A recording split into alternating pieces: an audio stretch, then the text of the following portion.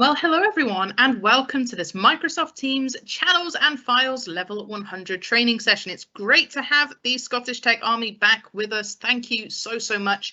And just like the last one, as a reminder, this training is being recorded. So if you want to watch it back, catch up in case you've missed anything, or want to practice some of the things we show you today after the session, you can always put the join link you used for today's session back into your browser and watch it back on demand.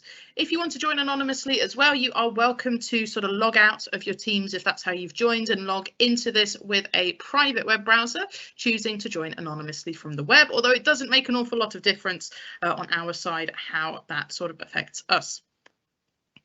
Now, we do have some controls for you in case it is your first time hopping onto one of these events. And I do want to make you aware of a couple of things as well. Your camera and microphone are not currently in use if you are an attendee.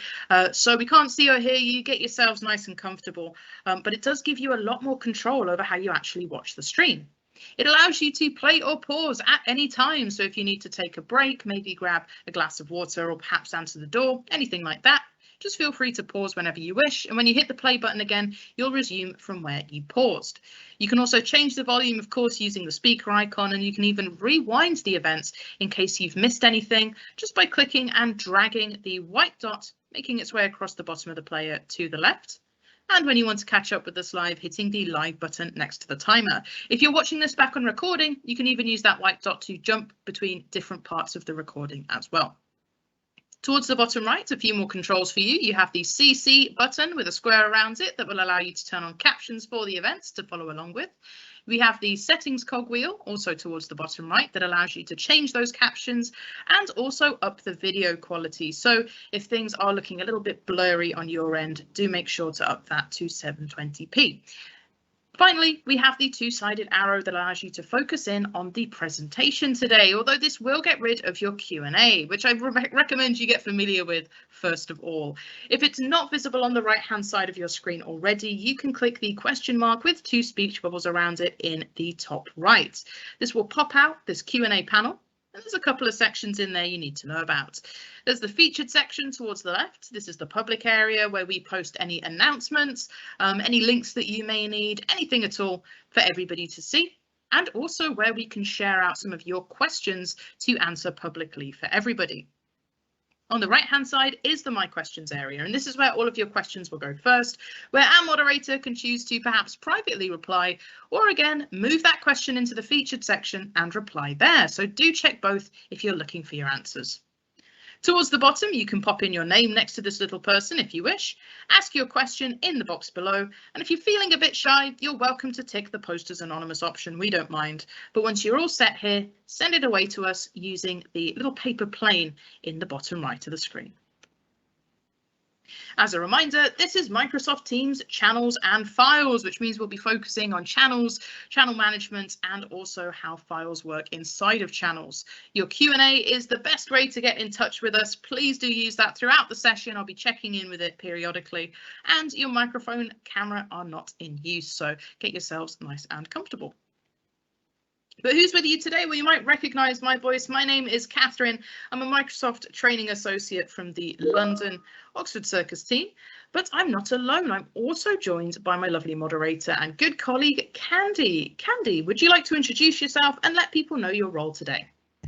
Of course. Thank you very much. And hello, everyone, and welcome on in.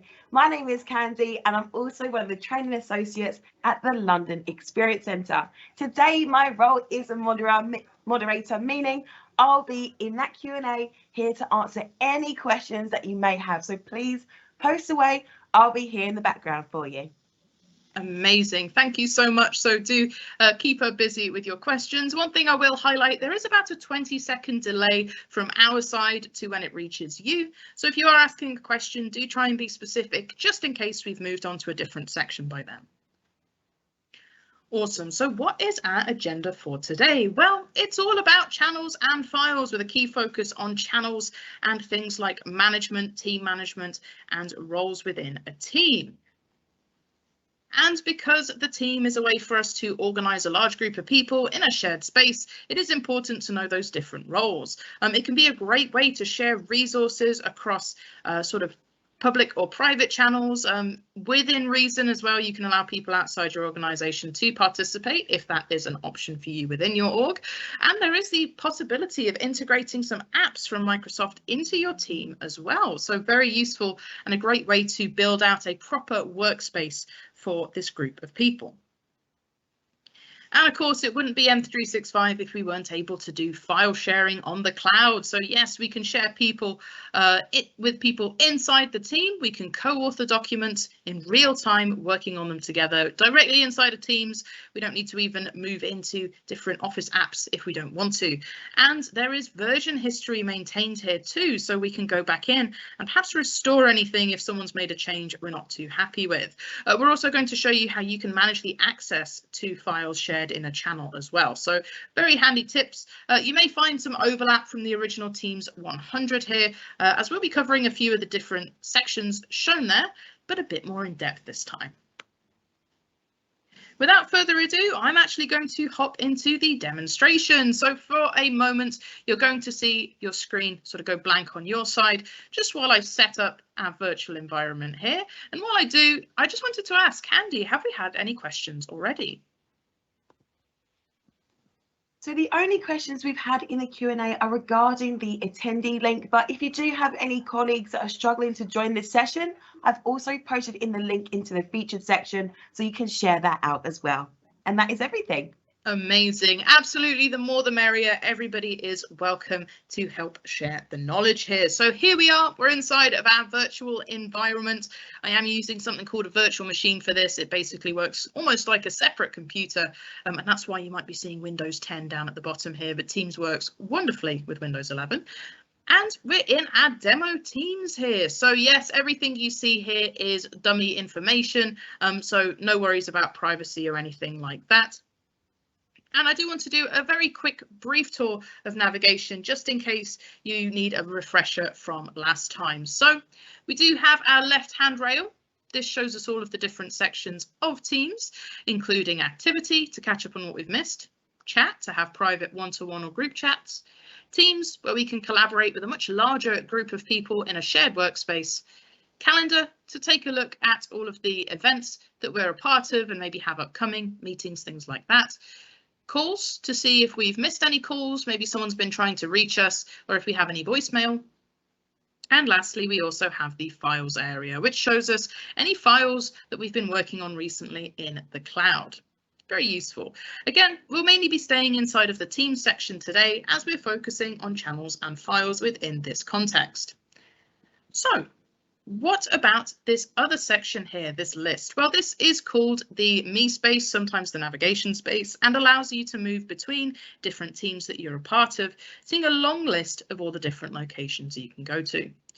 Here, I have the different teams that I am working in at the moment. I'm part of sales and marketing, project, or I should say Mark 8 project team, Contoso marketing, and the Scottish Tech Army team that we actually created last time. As a little reminder, teams are the group of people.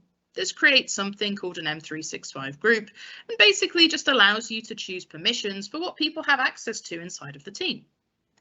Generally speaking, everyone can access all of the different channels inside of the teams here, so we can work across.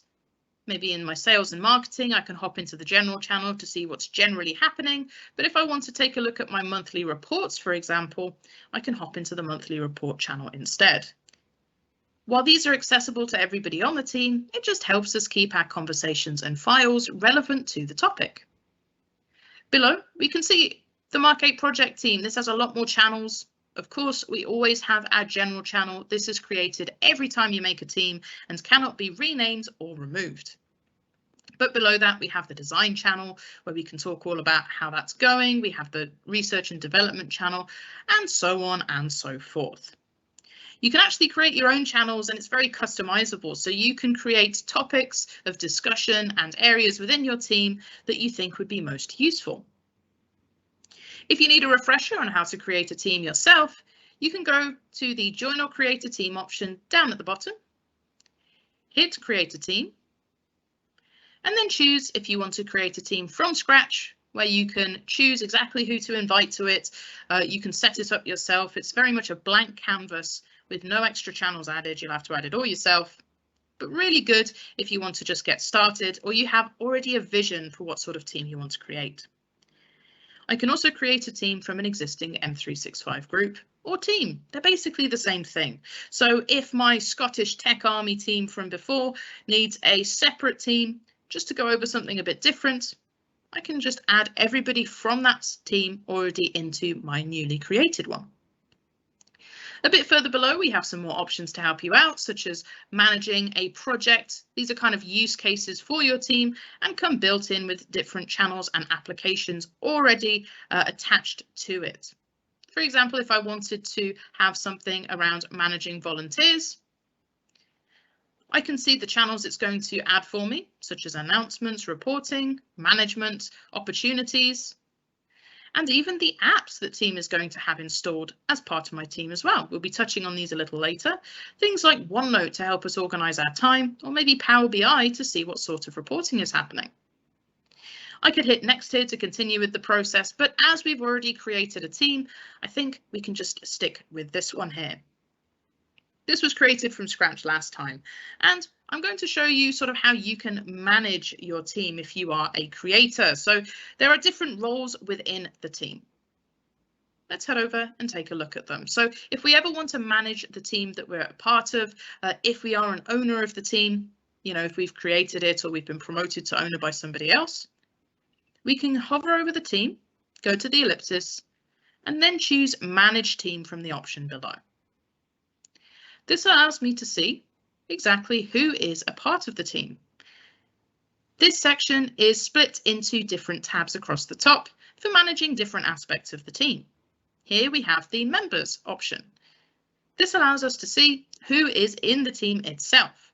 I can see who the owners are, so it's me and Candy at the moment, and also who the members are. Key difference being that owners have full control over the team, full control over the files shared within the team, and also just generally can manage what's going on in the team. They're almost like the team admin for this particular group of people. Members, however, are people within inside your organisation that have been added to the team and they can still contribute. It's just that they don't have the options to change permissions for others. It also gives them a bit less control if I, as an owner, choose to limit that. So again, you can almost think of these like the team managers with your owners and the members being the sort of staff for the team. They can still work in it, they can still share files and do all of that great stuff, but they don't have permission to make changes quite as much as the owners do. Now there is a third permission as well, a third role, and these are for guests. So if I were to add someone external to my team, again, this may or may not be an option for you depending on how your org is set up. And I'm going to just add my Microsoft alias here. When I do that, to add an external, I have to add a full email address. It's taking a little while to populate here, but once it does, it'll show my name up underneath as if I've been added as a member. You can see guest here. I can choose add. And inside of this section, I can choose what the name is. I've already been named previously inside of this tenant as guest, just to keep things simple, but I could choose to perhaps name myself Catherine if I was the first adding it. Otherwise, it's going to take the start of the email address as the name. And this is the permission they're going to have. So they are given a dedicated guest permission. And it's really easy to see at a glance sort of who this guest is. They're likely as well not going to have a profile photo if they're a guest too. And it does limit them to some degree. It means that they cannot sort of create their own channels and things like that, but they still have access to the conversation, they can post, and they can also work on files together. So they still have an awful lot of access. This is often why organizations choose to limit this, but you know, with careful guest access and just making sure they only have access to what they need to, it can be a really great way to collaborate across organizations. You cannot change the role of a guest to give them any more permissions. Remember, they are external, so they don't have much sway in terms of how your team is organized, but they still have access to view things and interact. If I wanted to change the permissions for members, though, for example, all I have to do is find their name in the list, click on the word member, and then change them to an owner.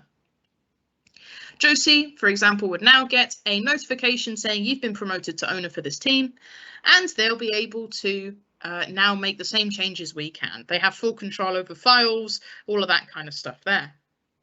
It's always a good idea to have multiple owners of your team, especially if the team is much larger, just in case one of us happens to be away, for example. So if me and Candy were away, or if I was away and I was the only owner, obviously no one can make those changes. They'd have to wait until I got back. Whereas by adding another owner, it means that if one of us is, incapacitated for any reason, they can still take over and make any changes they need. As an owner, I can also demote people. So if I don't want Josie to be an owner anymore, I can hop her back to a member. And because you do have that power, you do want people that you trust to be owners, because they could effectively demote you down to a member. It doesn't happen very often, but it's just good to know. Have as many owners as you feel you need, but perhaps don't make everybody an owner. If I wanted to add more members to the team as well, you may have spotted it last time, but all I have to do is click add member in the top right. Awesome. So let's take a look at what else we have across the top here when it comes to management. We do have a pending requests area. This is because we made this team a private team, so only the people that I've added can view it. If someone else has managed to find their way towards this team, maybe they've clicked on a link to a conversation somewhere but they're not added, they can request access to it. This is where we'd see them, although again, it doesn't happen too often. Now the channels section is a little bit more interesting. This shows you all of the different channels that you currently have. We have a general channel and we have a tech tips channel that we've already added. Here I can choose if I want it to show up in my list, and I can also choose if I want it to show up for members, because I am an owner after all. This means it'll be displayed by default underneath the title of the team. Individual users can go in and hide any channels they don't need to see at any time. It doesn't remove them from them, it just means that they're not going to be visible in this drop-down menu. To do that, just go to the ellipses next to the channel this time and choose the hide option. All of your hidden channels will live in a little hidden channel section that you can then click on to expand. And if you really want, you can hit show next to the channel. And there you have it. You'll be able to access it once again. This also works for teams. So if I decide that I don't want to see the sales and marketing team anymore, I can choose to hover over the ellipses next to the team and select hide as well. This one will live in a hidden teams drop-down menu below the list of my regular teams that I access frequently. And I can go back in, find it, and just like before, go to the ellipsis and choose show this time. And voila, it's added to my list at the top. I can move around this list too, so if I wanted to drag Scottish Tech Army right up to the top so it's really easy to see, I can do, and I could even collapse the rest of these teams to make it so I'm only focusing on this one. And if there is a particular channel that you need access to the whole time, not a team, just an individual channel, maybe Tech Tips is where I make all of my lovely posts and I need to see it constantly, I can pin a channel individually as well. Just like before, we hover over the channel and go to the ellipsis, but this time we'll choose pin. Now we have a new section up at the top for pinned channels, and this allows me to almost build a sort of custom channel list here, because I can pin all the channels I need and access them really quickly without having to find them in my different teams. Just like before, to unpin, go to the ellipsis and choose unpin. Very simple.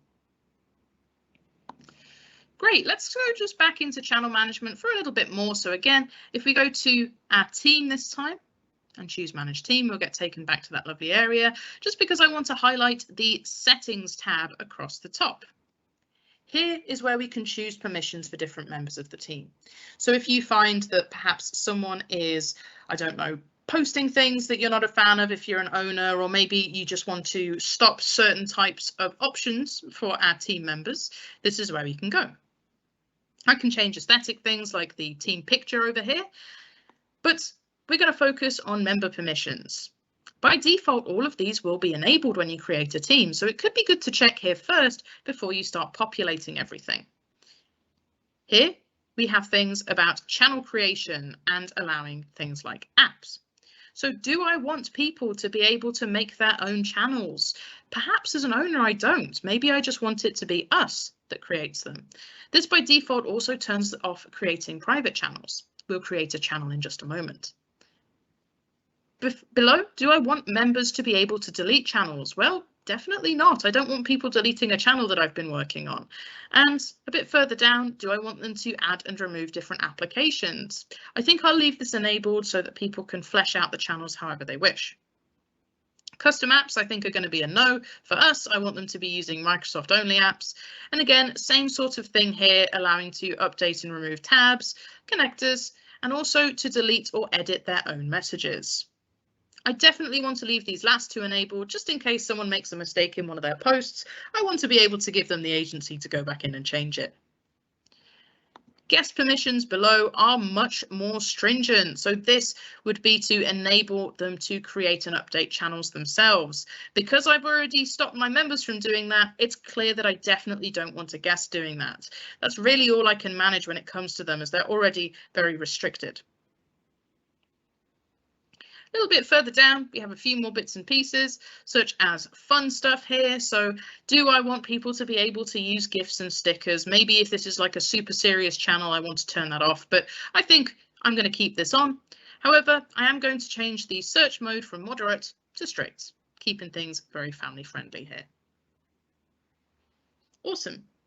So now that we've taken a look at that, few more pages to go through. We do have the analytics area. This just shows us how many people we have, how active the users are. So if we want to keep track on how many people are sort of posting, mentions, replies, things like that, you know, very useful. And then also we do have apps and tags here too. Apps we'll touch on a bit later. These are things that we can add to our team to give us a bit more functionality. And tags are simply a way of making a name for a group of people. We don't have a tag at the moment, so let's create one. And I'm going to create an admin tag. I can describe it. So this tag is for, let's put team admins. And then I can add people to the tag. In my case, I'm going to add myself. And I'm going to add Candy. After all, we are the team admins here. Although I will say it is seeming to struggle to find Candy here. There we go. And then I can hit create. Awesome. Here we are. We now have that tag, and this is very useful later on if we're ever making a post inside of the team and we want to only call out the people that are tagged here. So maybe just the admins. This will call out me and Candy without leaving a notification to everybody else. Very useful. Great. So now that we've talked about things like team management and how we can add, remove members, I can actually see my tags in here as well, which is excellent. I want to go on and start creating a channel and just working inside some of those channels as well. So before I do that, I do want to check in. Do we have any questions around sort of team creation, management, that kind of thing? Thank you so much for checking in. We did have one question come into the Q&A, but that has already been answered and in the featured section. So if you did post, then please go and check over in that section. Apart from that, we're all free to continue. Amazing. Thank you for keeping an eye on those questions for me, Candy. So let's head over to our sort of channel creation area. A couple of ways that we can do this. If we're in our team management area, we can click on channels and choose add a channel from the top right. This is a bit of a long-winded way of doing it, though. I find it easier to actually just go to our team, click on the ellipsis, and then press the Add Channel button from the drop-down menu, much quicker. This is where we need to decide what channel we're creating, what we're going to call it, what the purpose is, and also what type of channel we're making. I'm actually going to create a private channel. The difference being that a standard channel is accessible to absolutely everybody on the team, whereas a private channel is only accessible to the people I invite. It's almost like a mini team within a team. So in this case, my channel name is going to be admin. I could add a description here if I wanted to. I'm going to skip that for now. But in the privacy section, rather than standard, I'm going to choose private instead. As you can see, a nice little description, specific teammates have access. So let's click create. And now I can add people to this. Again, you may or may not be able to use private channels, so do let us know if it's not possible for you. But just so you know what they are, it means that while myself is added automatically, I choose who can see this channel. So I'm just going to add Candy in this particular case. This also splits the channel into owners and members too, just like before. So if I wanted to leave Candy as a member in this case, I can hit done. We now have our admin channel in our list. As a little pro tip, channels are organised with the general at the top and then in alphabetical order. If you want to have a very specific order for your channels, consider putting numbers before them just to kind of put them lined up 1, 2, 3, 4. Anyway, our admin channel has a little padlock next to it to show that it is a private channel, so I know that only the people in this channel can see it. General members for the rest of my team will not even be able to see this channel in their list, so you don't need to worry about people saying, why haven't I been added, and so on.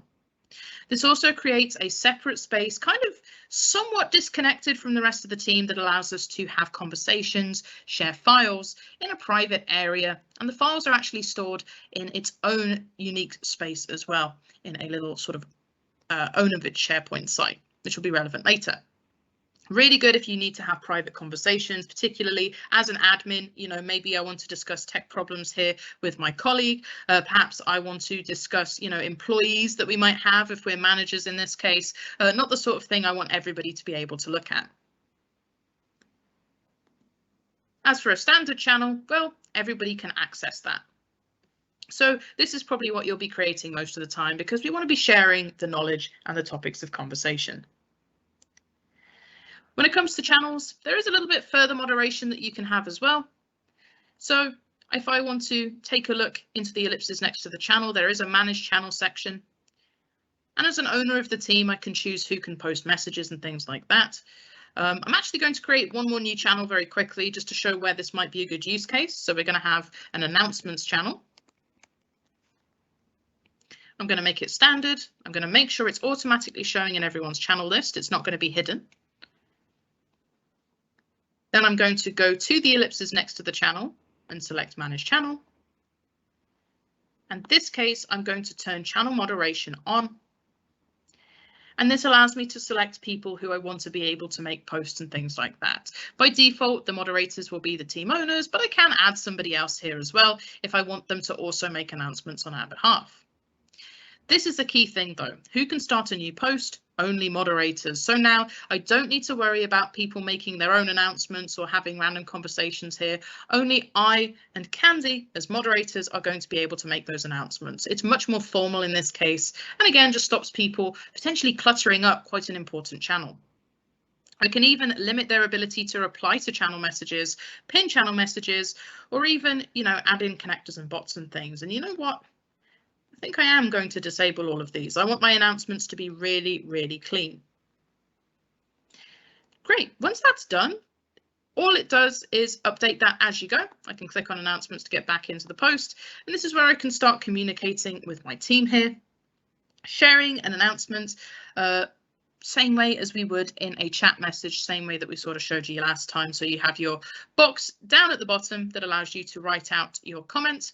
I'm always going to be hitting the format tab when it comes to channels, mainly because I usually want to add things like a subject or a subheading. You know, channels are really for group communications, not necessarily quick notes and things like that to each other. In that case, I'd probably use a group chat. When we do hit the format button inside of a channel, I get the option to, well, format my message. I have lots of lovely options across the top, such as bolding, italicizing, underlining, and even things like bullet points or link attaching. I can add a subject to my message and I can start my conversation underneath, but I'm actually going to make an announcement in this case. So I'm going to click on the new conversation option up at the top, choose announcements. This is an announcements channel after all. And again, start typing in our headline. So maybe I want to set one for a fire drill that's coming up. I can say maybe the date here. So perhaps that's happening today. There will be a fire drill in the afternoon. Please be aware of any disruption to your schedule / meetings that may occur. whatever it be that I want to make an announcement about. And when it comes to announcements, I can make them a bit more flashy. With this heading in the bottom right, I can choose a more bold color if I wish to, and I can even upload a picture from my local PC. I should have one stored somewhere. Can't remember if I've actually brought it with me on this particular demo machine. Either way, you can get a photo, download it from online and upload it. Let me see if I have one just stored over here. Here we are. And there we have it, and I can sort of choose how I want the image to be arranged. I can zoom in and zoom out. Better to choose a more letterbox style image, but I quite like this crop here, so I'm going to hit done. And look at that, we now have quite a nice interactive looking post. I can of course add different things here too. I could add a file if I needed to. I could add a GIF over here if I want to make it a bit more interactive. Maybe this one over here. And there we go. We now have a bit more of an interactive post going on, and people, or I should say moderators, can reply to this, but I don't need to worry about others replying to this particular one because, again, we did turn on that channel moderation. Now, if I wanted to make an announcement across multiple channels or share a post across them, there is a way to do it. And I'm actually going to go back in and edit this post to do the same thing. To edit a post, of course, we go to the post itself, our post, go to the ellipsis, and then choose the edit option. I can now add in any extra information. Maybe I've decided the GIF is a little bit too distracting and I want to remove that. I can do. I can even mark it as important in the top right. But in the very top, we have a post to multiple channels option.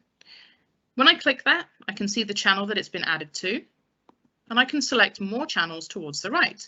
So maybe I also want this to be in the general channel.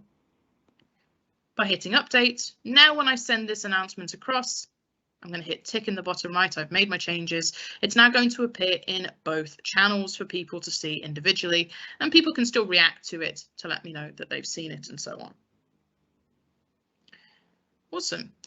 We may also want to start using things like our tags here. So remember we set up that admin tag. I've actually hopped back into the general just to show that this has been cross-posted. I can then reply underneath, and I can @mention as if I was going to call out an individual by typing in their name. But in this case, I'm actually going to type in the word admin. This will now load the admin tag for me. It's going to say 2 people have this tag. I can click on it. And now admin, so just me and Candy are going to get the notification for this, and I can say admin will be on hand to help. If I really wanted to get everyone's attention, even more so, I can also @mention the entire channel if I needed to. So I could say @general, or I could even @mention the entire team. There we go, should be loading up.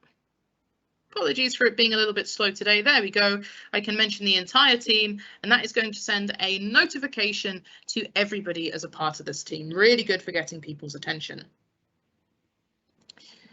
Now, the next thing I'd like to look at is working with files inside of this team. So before I jump into that, did we get any question around channel creation and things like that, Candy?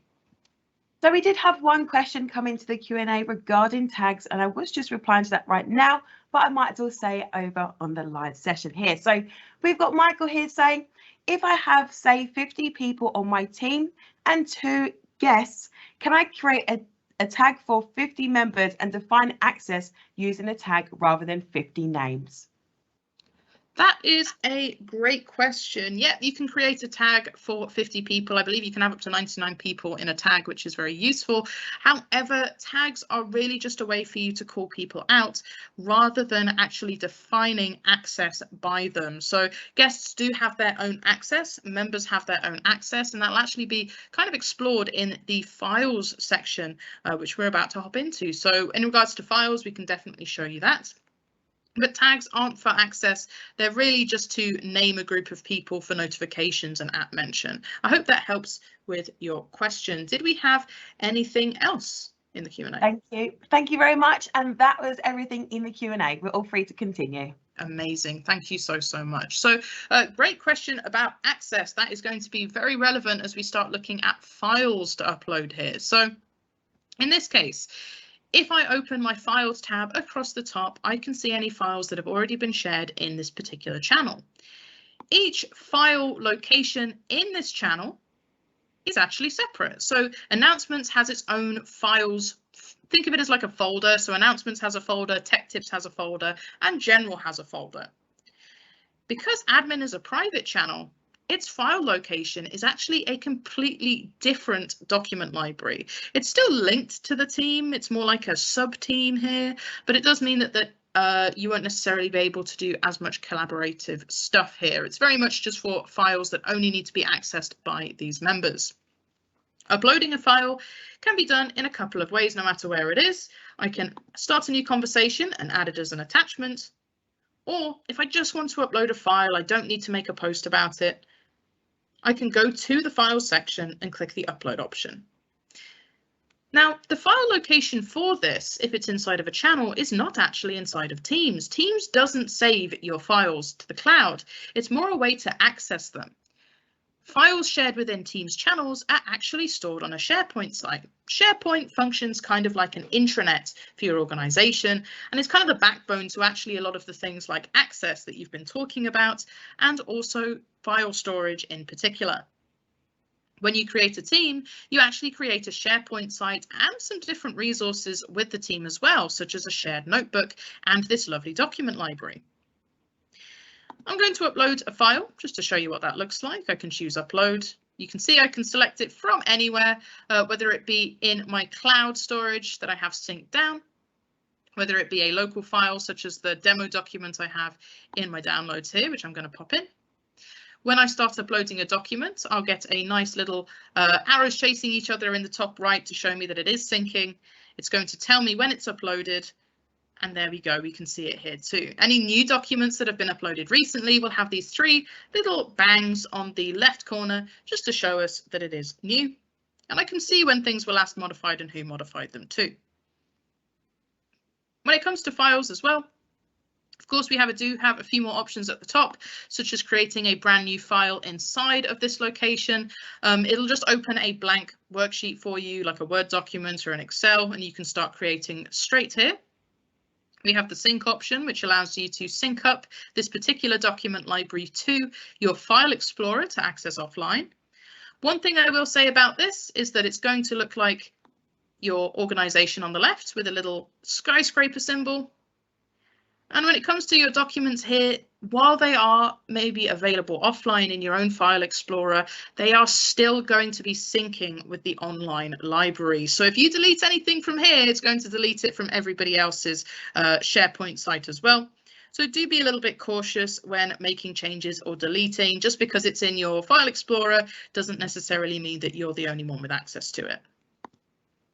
A bit further on, I can download things, I can add extra cloud storage here, or I can open the library itself in SharePoint, which we're going to do in just a moment. Before I do that, though, a couple of cool things that we can do from inside Teams just to get people's attention is to hover over the document, click on the ellipsis, and here I can choose if I want to open it inside of Teams, that's my default setting, or open it inside of my desktop application. Word in particular has a lot more features in the desktop version, so that might be better for me. I can copy a link to the file to share out with somebody, make the file a tab, download the document, delete it, and also pin it to the top. Pinning a document gives you a little thumbnail of what's inside the document and also allows it to appear at the top of your library. So if you have hundreds of documents being shared and you only want a few of them visible, I believe you can only have 3 pinned documents, they're going to appear at the very top here. Awesome. I can also unpin a document by finding it in the list and choosing Edit Pin, Unpin as well. Very easy. And now I want to open this inside of SharePoint. Because these documents are stored online as well, it does mean that if I were to open the document and start working on it, other people in my team can do the same thing and we can be working on it together. SharePoint, however, is truly where this document lives. Teams is almost like just a way of accessing the SharePoint library.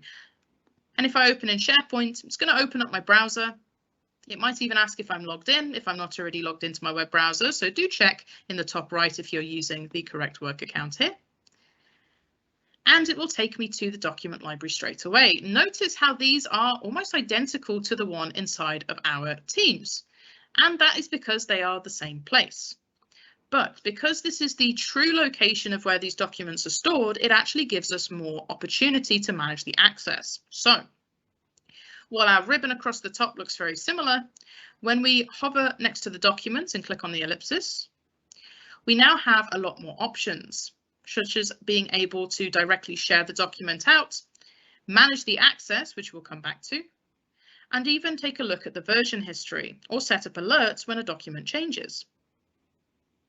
I'm going to choose Manage Access to show you what this looks like. Once it loads up, I'm either going to get a pop-up in the middle or a pop-out on the right-hand side, just asking me kind of what I want to do with the document and showing me who currently has access to it and allowing me to make those changes. Now, it looks like my web browser is being a tad slow. So again, while we wait for that to load, I am just going to check in very quickly with the Q&A to see if we had any questions at all. Thank you so much for checking in. We've had no new further questions in the Q&A, but please, if you do have any, I'm still here to help you all out.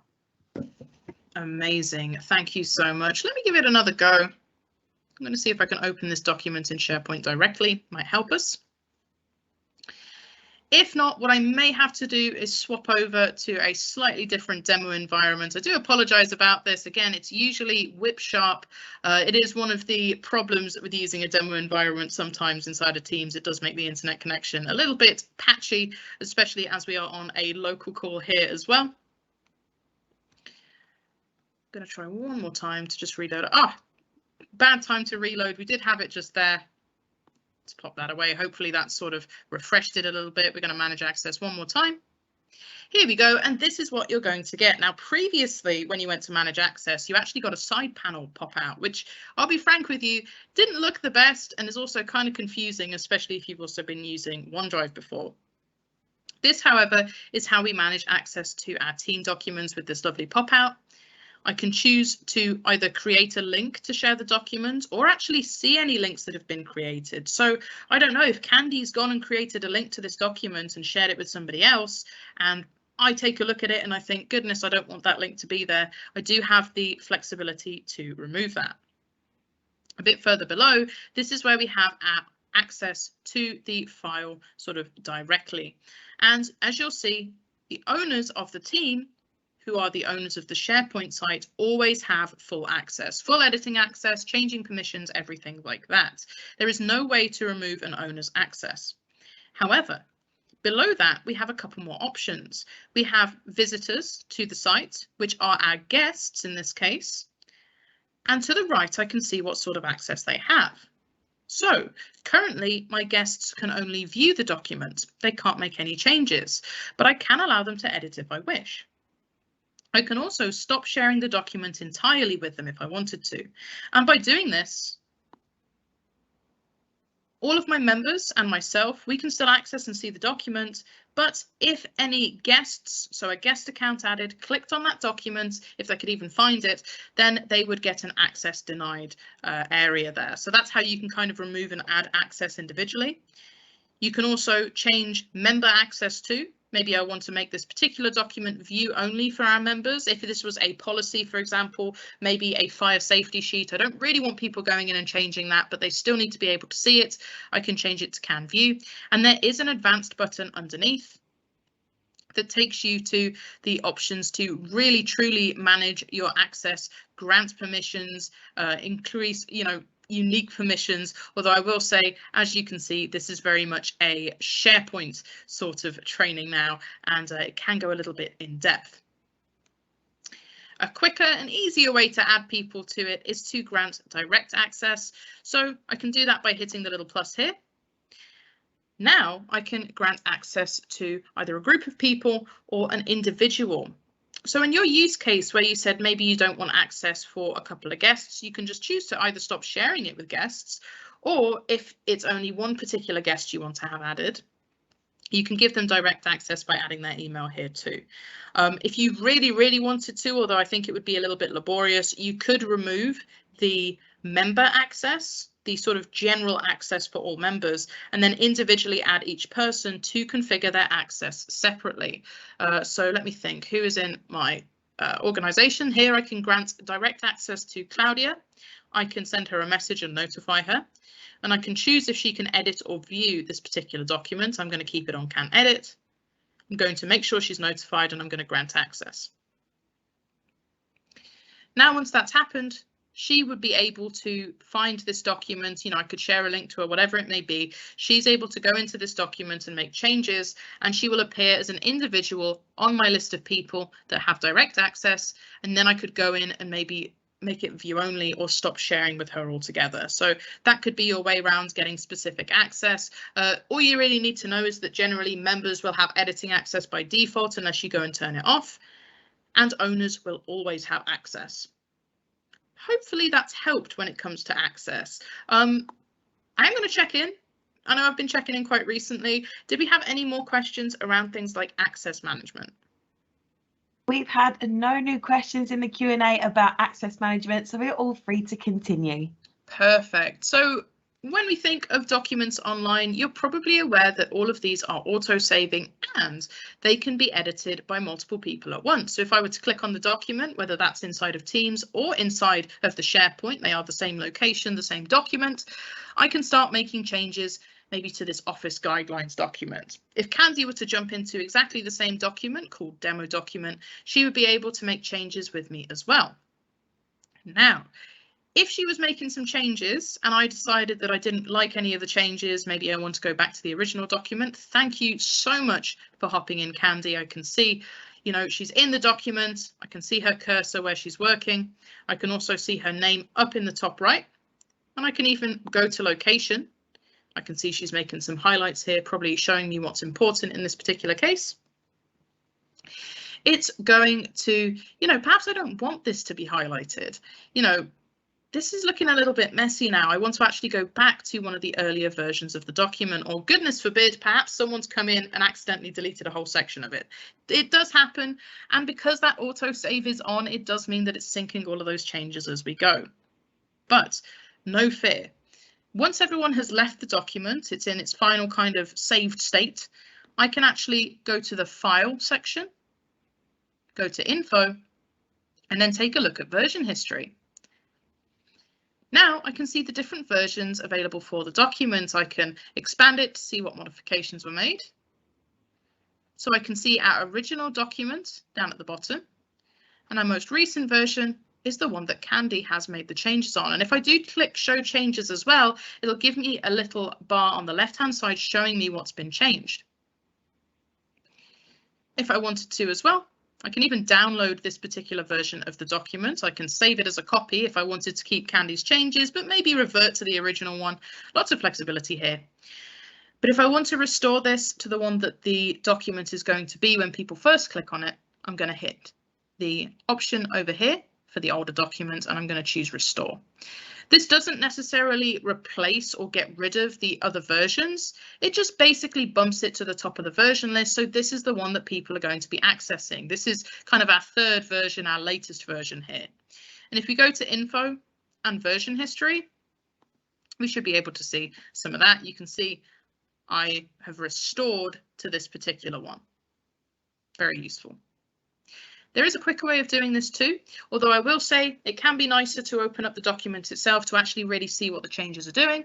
But if you are confident that you just need to go back to an earlier version and you know which version it is, you can just, I'm going to refresh the page just to make sure everything has been saved. There we go.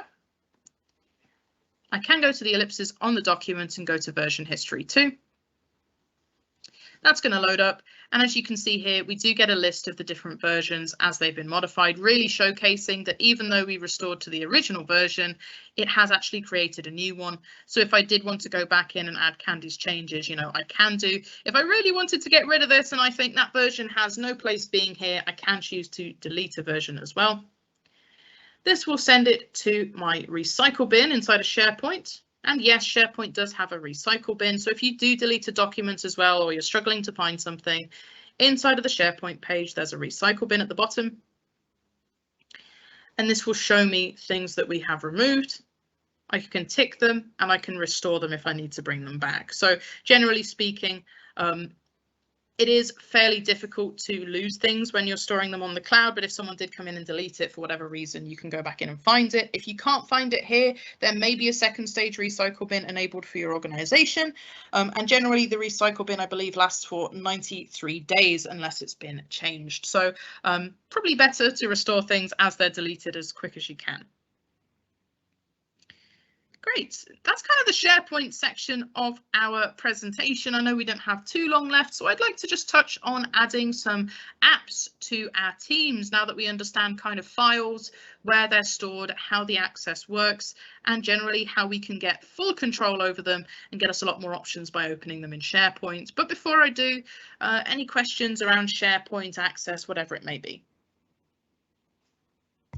So no, we've still had no new questions in the Q&A, but please, if you do have any, I'm still here in the background. Absolutely. So the last thing that we want to talk about when it comes to channels, and it kind of wraps this all up quite nicely, is the ability to add applications to channels. And we can do this by adding them as a tab across the top. So across the top of our channel, we have these different sections. We have posts where we can have our conversation. The files tab, which we've just spent a lot of time in talking about files and how this is actually just a way to get to the SharePoint site. But lastly, we have a wiki tab. Now, this may be added by default for you. It may not be. It seems to just be a thing with our demo account.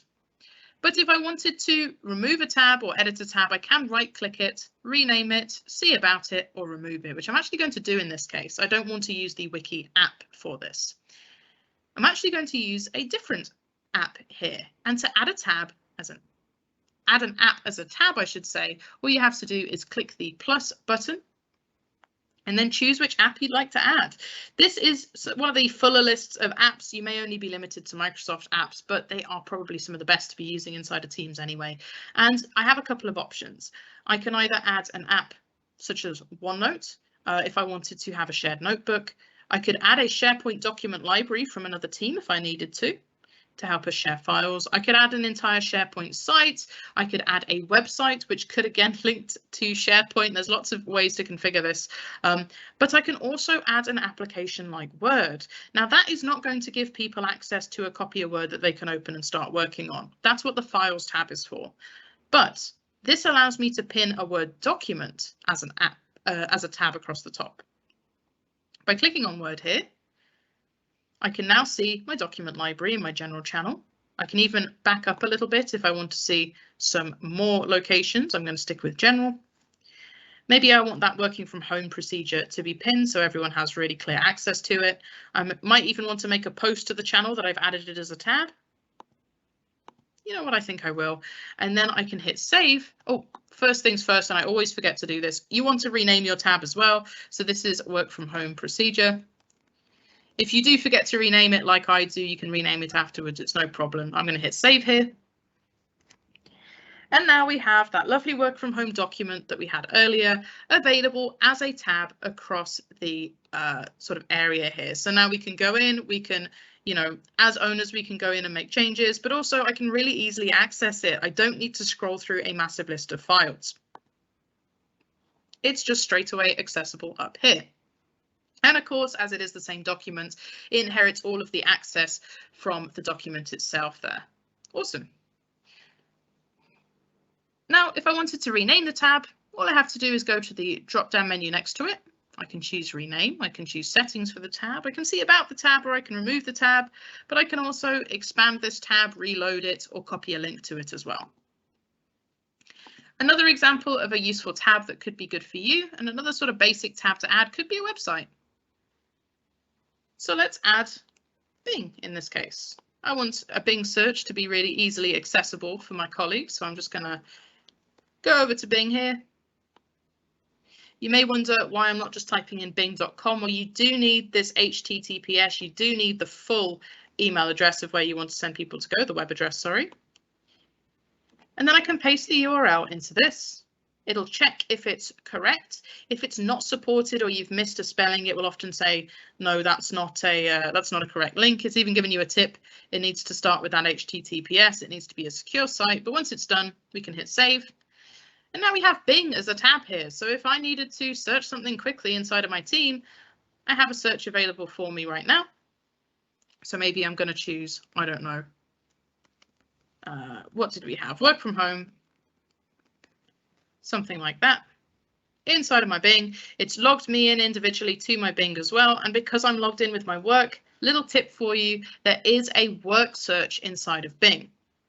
It's going to be inside of Bing, a little section, same way that you get to images or videos. And inside of here, you can see all sorts of results for your search across the top. So maybe I want to find work from home. In my work search, it's going to pull pretty much everything that has work from home in its name that I have access to. I can also search for people, groups, SharePoint sites, files, conversations, and even Power BI documents. So if I wanted to find my work from home file from Bing, and this does work in browser as well, it doesn't need to be inside of Teams, do take a look at Bing Work Search. You'd be surprised what you can find in this particular case, including, as you can see, loads of work from home procedures that I could then go in and access. It's only going to show you things you have access to in your org. So again, if you don't need to worry about people finding things that they're explicitly not supposed to access here, but just showing you it can help you manage the vast amounts of information that you can start sharing in Teams. Finally, we touched on it earlier, and the reason that this is going to be very brief is because it's a very simple part of Teams. This is the Files section down at the bottom.